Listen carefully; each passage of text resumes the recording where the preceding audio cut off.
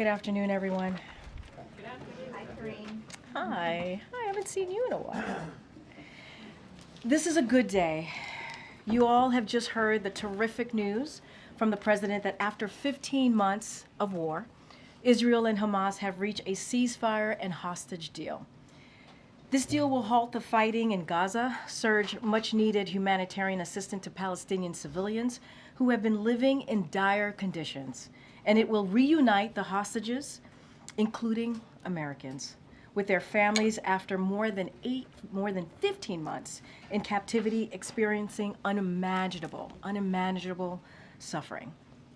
Over the past few days, President Biden spoke with the leaders of Israel, Qatar, and Egypt to continue to push negotiations forward and reach the resolution we announced today. The process has been steered out of the West Wing at the direction of the President by National Security Advisor Jake Sullivan and driven to completion through relentless diplomacy by Middle East Coordinator Brett McGurk, who has been actively negotiating day and night in Doha. I will note that Brett is currently in meetings with foreign leaders, and when he emerges, the National Security Council is going to host a background call to answer more of your questions. Secretary Blinken, Director Burns have traveled regularly to the region in recent months and throughout the past year and been in close touch with the key players in the region to advance negotiations forward. President Biden has also directed his team to work closely with the incoming administration to ensure all spoke with one voice on the need to secure a deal.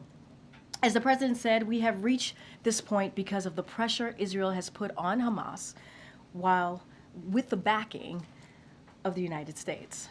Sinwar was killed. Iran's attacks against Israel failed thanks to the support from the United States.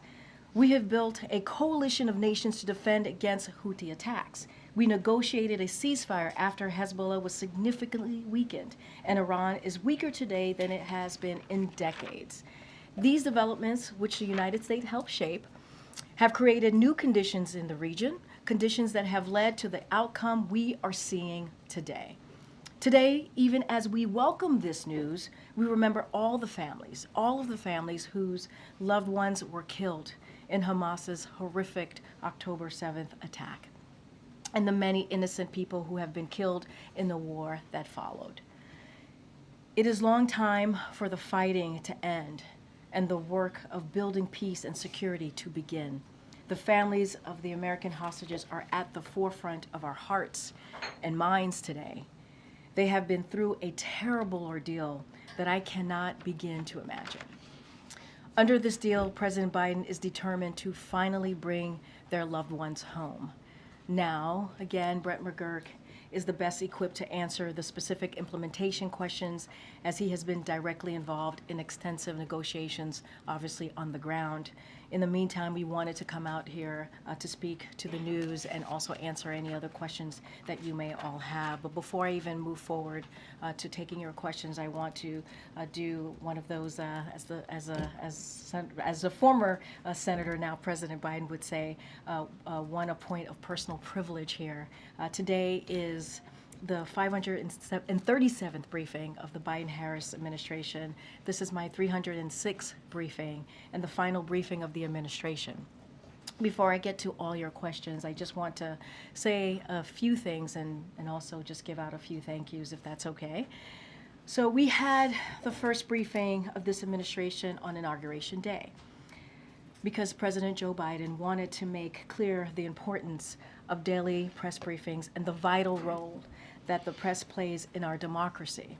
President Biden believed in returning the norm of regular briefings and communicating to all of you and the American people about what we are doing and why it was important. The president and all of us in this administration understand that a free press is a cornerstone of our nation, and that the job you do questioning leaders and holding the powerful accountable is important. And as I said during my first briefing when I took over this role, we might not see eye to eye here in this room all of the time, and that is okay. The give and take that happens here is incredibly healthy, and it is part of our democracy. I have been honored to partake in it with all of you. Well, most of the time I've been I've been honored to take it. But in all seriousness, I also said at the first briefing, I would not be here today if it were not for generations of barrier-breaking people before me. I have stood on their shoulders. I benefit from their sacrifices. I have learned excellence, and I am eternally grateful to them. And now I will pass the torch. It is my sincere hope that while I may be the first for many things at this podium, behind this lectern, I am not the last. I hope my presence at this podium has served as inspiration to many young girls out there who look at me and look at this job and look at what we've been able to do and have a similar background as me. And hopefully they can follow their dreams and never give up and know that you can achieve great things if you put your heart and mind and be passionate about it, no matter how many barriers you may need to overcome. Progress is not always a straight line, but we all must do our part.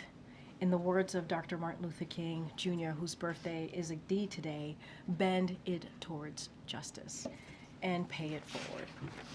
I hope that, and I and many barrier-breaking colleagues in this administration have played a small role in doing just that. Standing here and having served in this role for this administration and this president has truly been the honor of a lifetime, one I am grateful for and I will never forget. But it is a job I could never have done alone. And so finally, I do want to say a few thank yous to a few people in this room that I've gotten the pleasure to work with. I want to start off by thanking the best team in the business: Emily, Andrew, Kelly, Robin, Angelo, Jeremy, Sonia, Chloe, Jacob, Chris. You are simply the best. And thank you so much for having my back and doing this job and having the president's back and doing it so well. Truly the best. You work tirelessly, passionately, and with utmost professionalism. You serve the president and this nation well. I am proud to call you all my friends and colleagues. None of this would be possible without all of you. I also want to acknowledge some of the former team members who are with us today. They're spread about here in the back. And you know, as you all know, many of them left to continue to do some impressive work outside and obviously continue to do some work within the administration. Chris Vedant is here as well, who just had a baby girl. Congratulations, Vedant. I had to call you out for that, which is wonderful. You and your wife brought in a beautiful little girl. Alexandra, Silas, Allison, Angela, Natalie. It is all good to see you, and thank you for all that you have done. Thank you for your service. And Jen Saki, who's in the back, thank you so much. I see you, and I'm so grateful that you took the time to be here. And so thank you for your kindness, thank you for your friendship, and we've missed you around here, and it's so good to see your face. I also want to thank my parents. Growing up as an immigrant family in New York, they never imagined their daughter would be standing here today. They worked day and night to give me every opportunity possible. I can't thank them enough, and to my parents, sorry I didn't become a doctor, but hopefully this is okay. And to my lovely, amazing daughter, you have gone too many nights without me being around, and without me being there for school drop-offs, and without your mama around. And I can't wait to spend more time with you. I call her my pudding, so I can't wait to spend more time with you, Pudding. Thank you for your love and support and your patience. And finally, I do want to say thank you to President Biden and First Lady Dr. Biden for this incredible opportunity. As I said earlier, standing at this podium behind this lectern, serving the American people and this administration has been an honor of a lifetime. And I will be forever grateful to the President for his trust and this amazing opportunity. And with that, thank you for your patience all. I appreciate that. With that, Zeke. Thanks, Karine. When will the American hostages who are being held by Hamas be released? Will they be released in phase one, or will that come in subsequent phases? And so the president answered this a little bit when he was speaking earlier today. He mentioned phase one. That's when we're going to be seeing that. All And the s- American hostages will come out in phase so there will be more details that Brett McGurk will share right after this briefing. But what I will say is just to give you a little bit of how it will work. So during the first phase, which will begin on Sunday, the fighting will stop. Hostages will begin to be released, and aid will surge into Gaza. During these weeks, the second phase of the deal will continue to be negotiated to bring a permanent end to this war. If negotiations take longer than 6 weeks, the ceasefire will continue to hold as long as negotiations continue. This deal was developed by the president and his team about 8 months ago, back in May. You heard the president talk about that. So this was the framework. And once he was able to put out the framework, it was endorsed by the world. And so we are certainly, as the president started off in his remarks to the American people, to all of you as well, this is a good day. This is a good day. This is a good step forward. And so Brett McGurk, after this briefing, will have a call to give more details of how this is going to move forward. But again, this is a very good step forward. And then, as we mentioned, the president announced this framework back in May of last year. A deal has been reached 5 days before this administration's term ends. It will go into effect a day before the next president is sworn in. Is it clear, does the president want to give some credit to his successor, and that there's a forcing mechanism by that transition as helping push this deal towards the finish line? So a couple of things, and you said this in your question to me.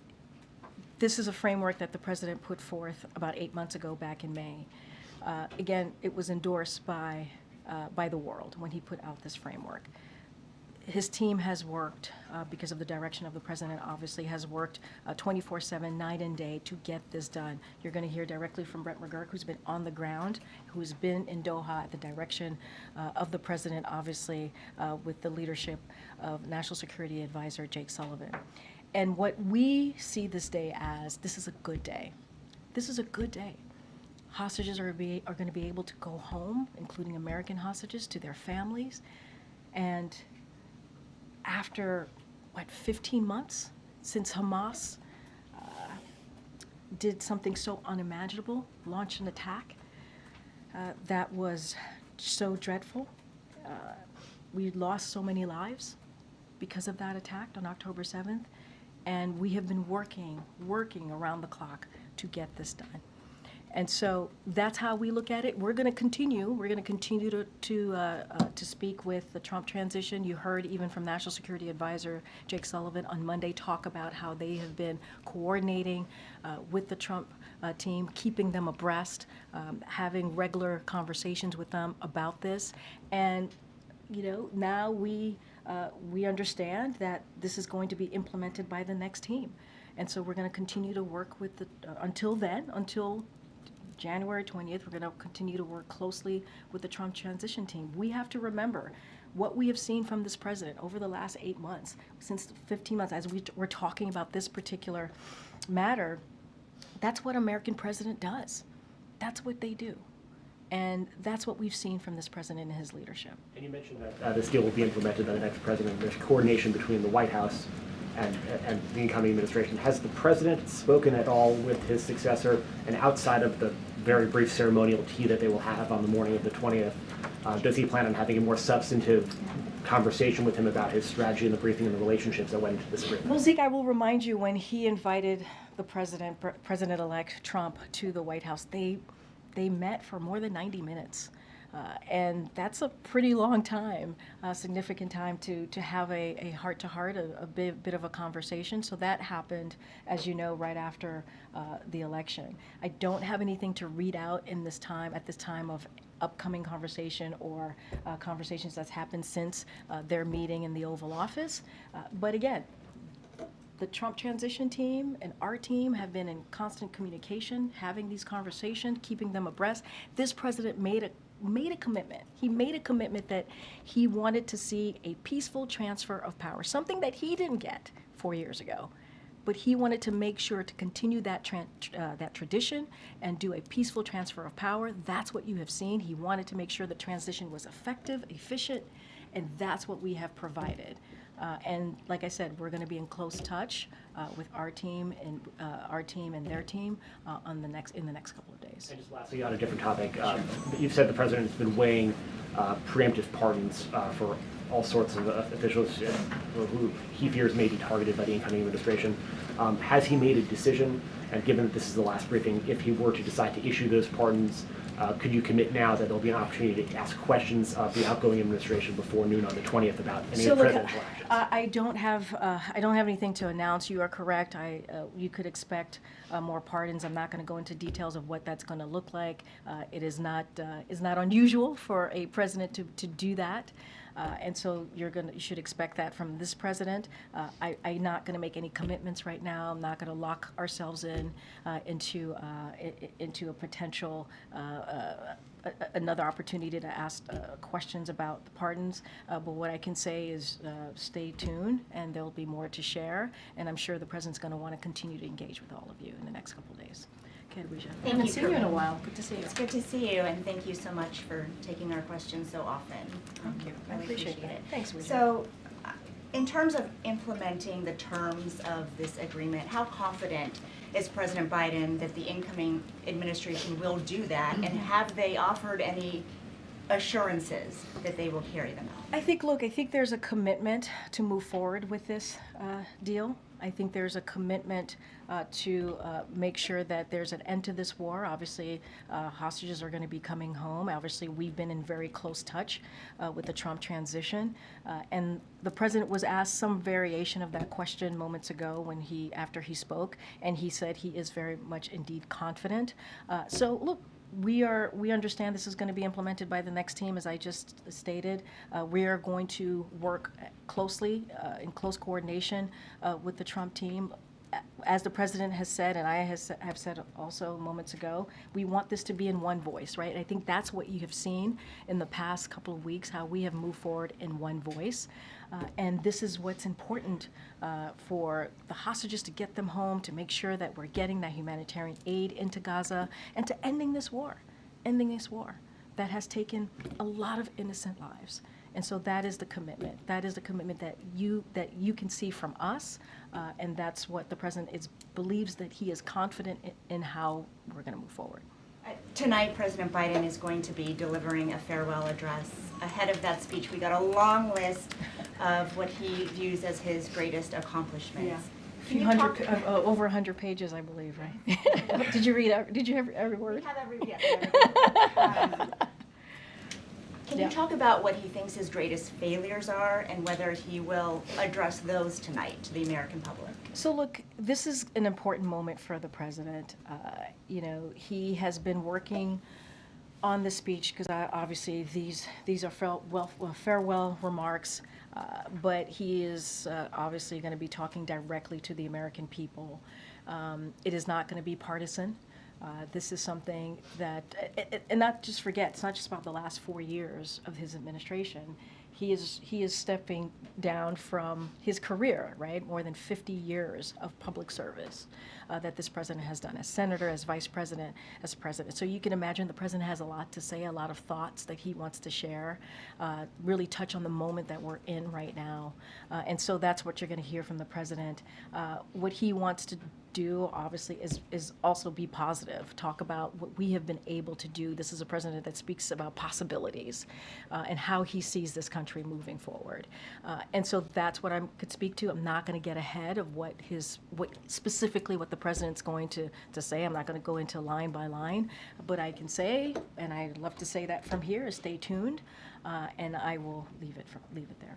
And then finally for you, because you've clearly reflected on your role as press secretary, is there anything you wish you had done or said differently during your time? Well, I will have a lot of time to reflect, right? You're not going to catch me up here, Alicia, today, but I will have a lot of time to reflect on my time here. As you know, this is, and I think you've gotten to know a few press secretaries during your career, this is a job that's nonstop. There's not a lot of time to reflect. It's always, we have to do the job, we have to speak on behalf of the president, we have to make sure that we're communicating with all of you. But what I can say with full heart is that this has been an honor and a privilege to do this job, and I have done it to my best of abilities on behalf of this president, and the best job that I will ever have. I truly believe that. Thank you. Okay, Mary. Thank you, Karine. You and the president have stressed that this is the framework that he put forward last spring, but the president also made clear it was important to him to work with the incoming administration, that they be speaking in as one team, as he put it. Even the Qatari prime minister in his remarks personally thanked Steve Witkoff, the incoming administration's Middle East envoy. So do Donald Trump and his team deserve any credit for this? I mean, look, everyone is going to want some credit. Everybody's going to want some credit. Get that? That's how this goes when something good happens. Not unusual. It is not unusual at all. What I can say is the president got it done, right? That's what I can say. And what I could also say is that, and you said it in your question to me, is that there was a framework that was put forward, and it was put forward by the president back in May 31st of last year, and it was endorsed by the world. And you see a president that has done everything that he can. This is someone who has foreign policy experience, decades of foreign policy experience. He understands what it means to bring people together. He understands what it means to get a deal done. He also said in his remarks how difficult it was to negotiate. Negotiating is incredibly hard, and this wasn't easy, but we got it done. And so, this is someone who speaks from experience. And this is, again, not an easy thing to get done.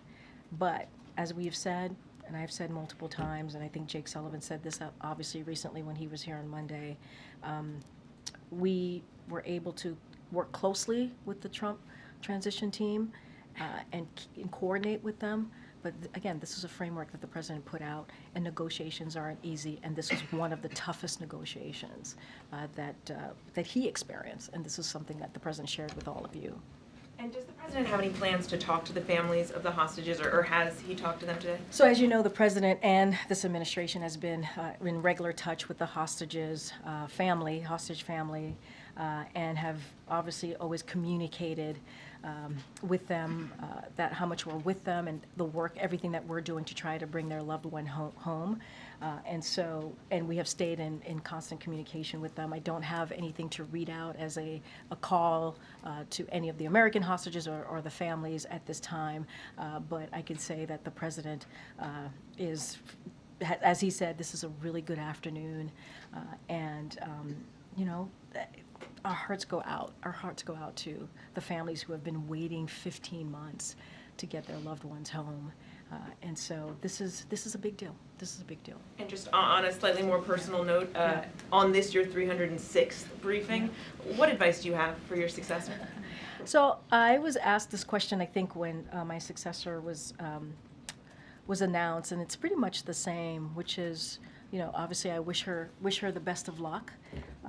This is a great job, an amazing opportunity to be standing at this podium behind this lectern, to go back and forth with all of you and speak on behalf of this president, the president of the United States. There's nothing like it. And I hope she enjoys the job. I hope she continues to do this, what we've been doing for the past almost 4 years. And I truly wish her well. The decision the president made to include Steve Witkoff, how did that come about? Look, that is, I'm not going to... And why did the president do it? Well, look, this goes back to what the president said right after the election. A peaceful transfer of power. Again, something that he didn't get 4 years ago. And wanting to make sure that we had an effective, efficient transition. That's what it looks like. The president is basically leading by example. That's what he's doing. This is a president who understands norms, who understands institutions, and understands how important that is. And he wanted to respect the outcome of the election, the will of the people. And that is what you've seen this president do. At any point, did the president think maybe this deal will not be reached on his watch? The president was hopeful. He was optimistic. This is, as you know, I think you know this, Steve, this is a president that tends to be optimistic and hopeful, but not just that, does the work, leans in, has the experience to get things done, which is what we saw from this president today. I think this is a great example of that. And, you know, he never gave up hope. Never gave up hope. And to your point, until the last minute, and we were able to get this done. Jean-Pierre. Thank you, Karine. This is the second negotiated pause in fighting between Israel and Hamas. The first, as you know, was reached more than a year ago in November 2023. Fighting then resumed just a few weeks later. So what confidence does the U.S. have that this time will be different? We are going to have confidence, right? I think it's important, stepping back. Negotiations are hard, they're difficult. This was a difficult one. This took multiple sides to come together. The president, as you know, spoke to Qatar, the leader of Qatar, Egypt, and even Prime Minister Bibi Netanyahu recently. And this is what diplomacy looks like, having those continued conversations, making sure that voices are heard, and having those tough back and forth. And so we have to be, I think it is important to also be confident in that we can continue to get this done. And, you know, Steve just asked me, why did we bring in Witkoff? Why did we bring in the Trump? This is why. Because we know that there has to be a continuation of this. We know that this first phase is about to start. There's going to be a second phase, and it's going to continue. We got to get to a place where this war is done permanently, ends permanently. And so bringing in the Trump administration, coordinating with them, and making sure that they're having the information that we all have, we are hopeful that this will continue. Under the framework, negotiations for that phase 2 would need to begin within a matter of days after phase 1 begins. What is the White House's view of the commitment of the incoming Trump team and the competency of the Trump team to go through those negotiations and get a phase 2 and beyond? So I would refer you to the National Security Advisor. Jake Sullivan talked about his relationship and back and forth with his counterpart and how that has gone very well. And so I think that's a good sign of how this is going to certainly move forward. Again, we have been in close coordination with their team, and we're going to continue to do that. We're going to continue to talk through with them on the next steps, and we're going to and what you have seen, really, what you have seen in the past, certainly couple of days, couple of weeks, is one voice coming together in one voice to get this deal done. You know, I think a lot of your questions obviously go to the transition team, and they can certainly answer and speak for themselves. But what we can speak to, what I can speak to, is what we've been doing, what we have actively done for the past couple of weeks to get this done in unison, to get this done in a way that that when the transition happens, we have that confidence that we can move this forward, continue to move this forward. More light on other officials from the incoming administration that you and your colleagues in the West Wing have been hosting for meetings and conversations, and what those have looked like? So I can't shed any light on that. What I can say is that we have been working closely with the transition team. We want this to be efficient. We want this to be effective. We are doing this. The president wants to do this on behalf of the American people, and that's what you can count on. I'm not going to list out names of folks who we've been talking to. And just finally, Karine, a new CNN poll that's out this morning shows that just 36% of U.S. adults say they approve of the way that Biden has handled the presidency. To what do you attribute that? I mean, look, I've been very careful in talking about polls and not speaking to every poll. I understand this is a CNN poll. What I can speak to is what the president has done to get things done, to get things delivered for the American people.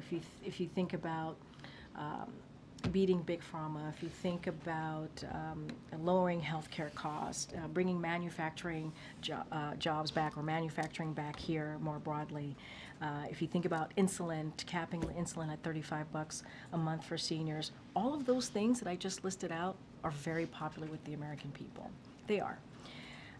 And that has always been at the forefront of the president's mind. What can he do to deliver for the American people on the needs that they care about? And that's the type of economic policy that he put forward. That's what he wanted to make sure we didn't leave anybody behind. And many communities have felt that they've been left behind. That's why we talk about building an economy from the bottom up, middle out.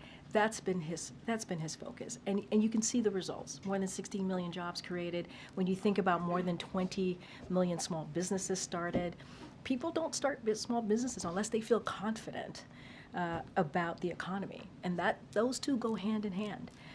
And so, look, we're going to continue to do the work. Continue to make sure that we do everything possible in the last couple of days to deliver for the American people.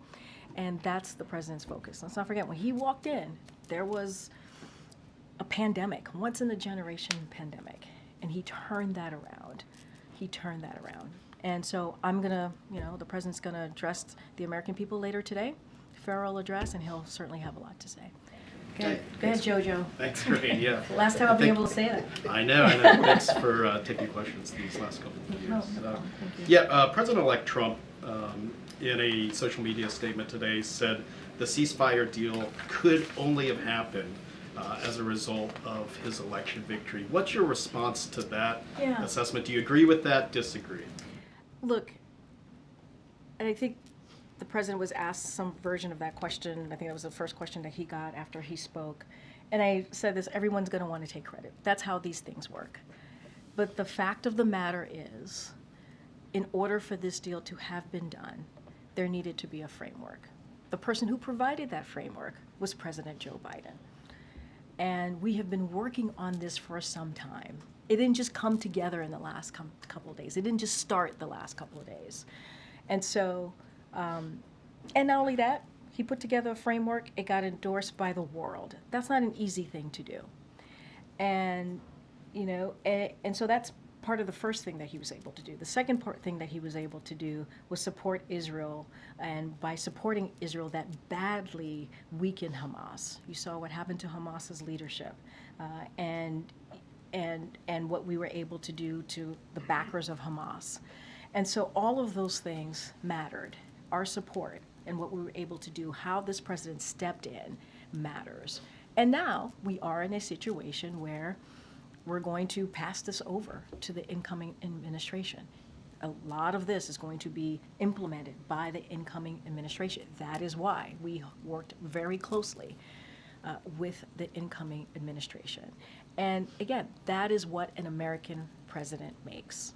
And secondly, President Biden's going to be spending his final full day of his presidency in Charleston, South Carolina. Can you discuss what he's going to be doing there? We'll have more to share on that, and I don't want to dive into that right now, but we'll certainly have more to share on what that will look like his last couple of days. Get Karen. Just two quick ones. Does the president intend to leave a letter for President-elect Trump before he leaves office, as Trump did for him? Well, I guess we'll see. We'll see. I don't have anything. That's going to be up to the president. I don't have anything on that. But it's a good question. I'm curious, too. And after Monday, what is the president's plan? What are he and the First Lady doing when they leave Washington on And Monday? we'll have more to share on that as well. Okay. Thank you for serving as press secretary and answering our questions for the last couple of years. Thanks. A couple quick ones just to clarify some things, probably yes or no. I know you have no readout of any calls between President Biden and President-elect Trump. Just declaratively, can you say, no, there has not been a call between them or in any of the last 2 weeks on this specific topic of Israel? Look, I have not asked that question, so I don't want to get ahead of myself here. You always give me homework, Peter. Every time I come, you always tell me, can you come back and tell? Okay. 24/7, yeah.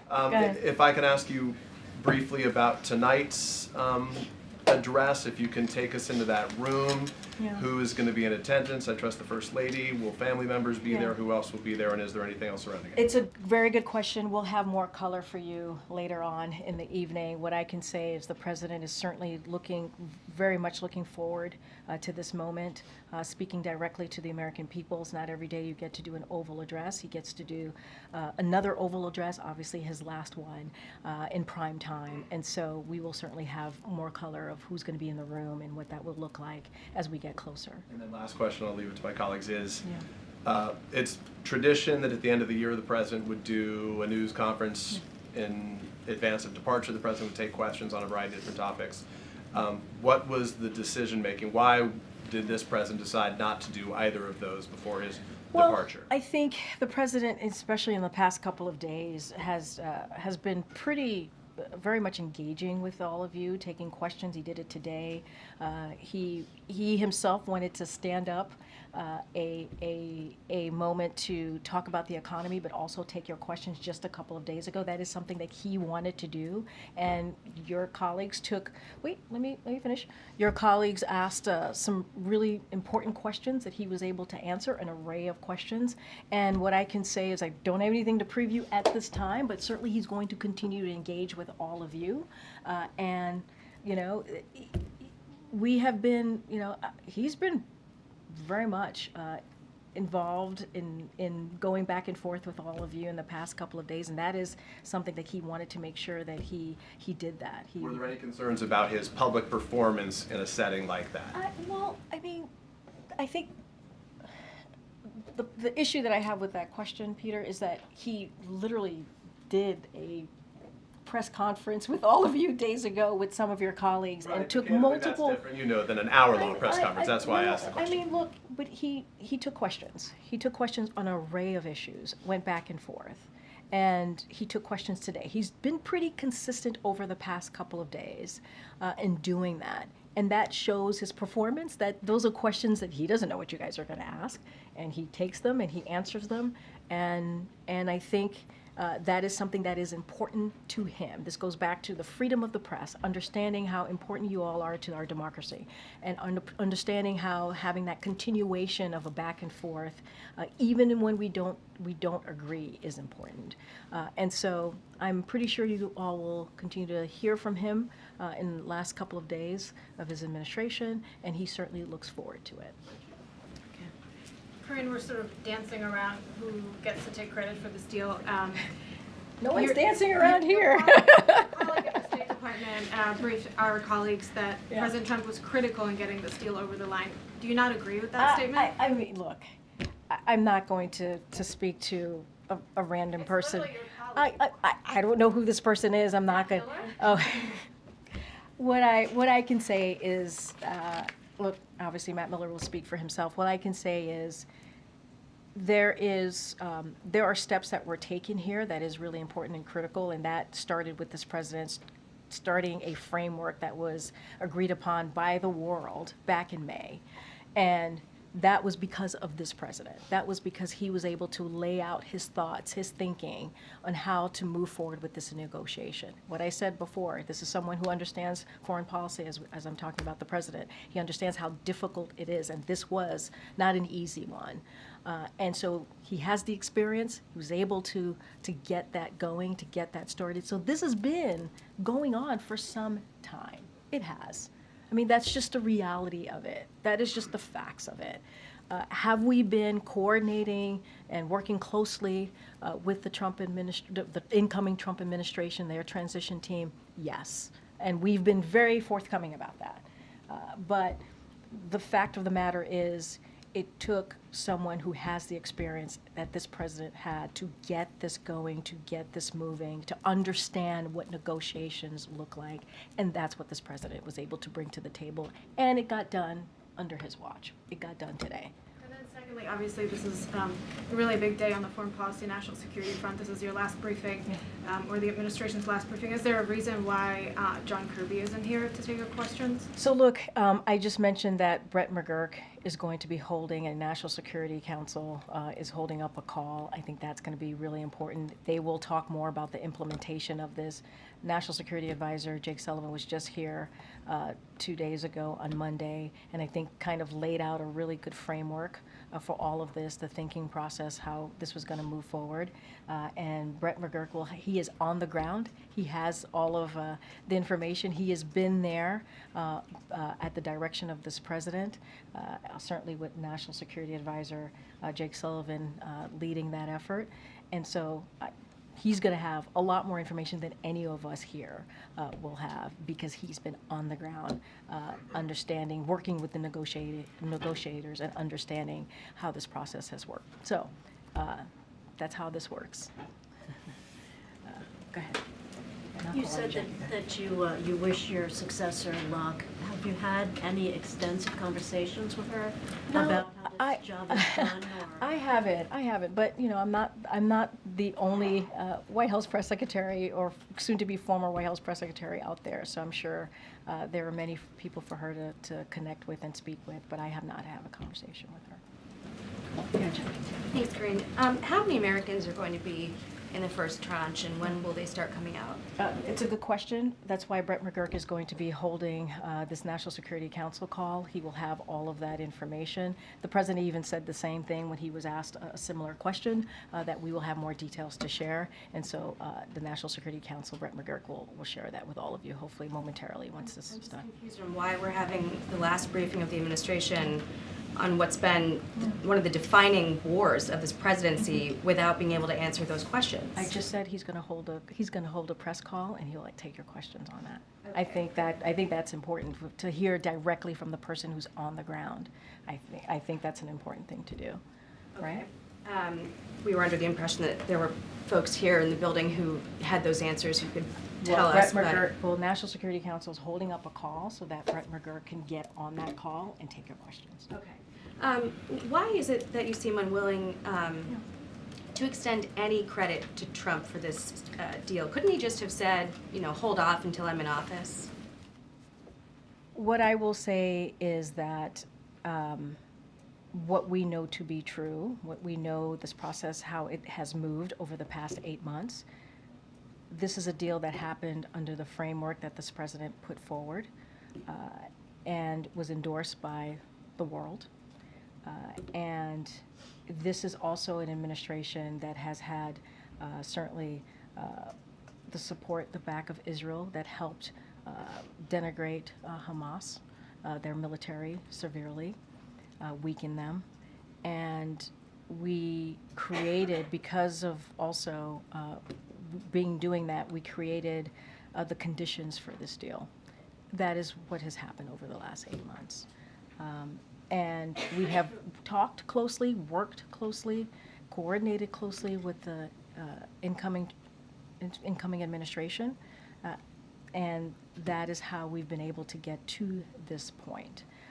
And the reason we were able to do that, having that conversation with the transition team, is because this president believed in the importance of having a peaceful transfer of power, right? Of having a transition that worked for the American people and had the American people at the forefront in trying to make sure that we got this done. I guess we've heard variations of that answer through the briefing, but I guess more plainly, I'm wondering, you know, if you'll just say your view, which seems to be that Trump gets no credit.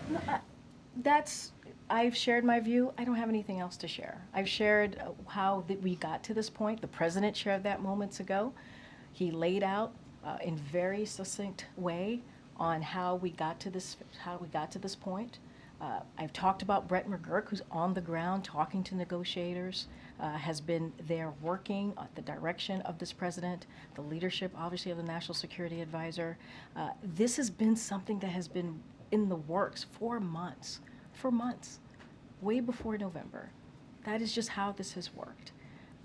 I'm not here to talk about the transition. I'm not here to talk about who gets credit, not get credit. I'm here to talk about what this president has been able to do. And here's what is also incredibly important here. We're going to get hostages who are going to go home to their family.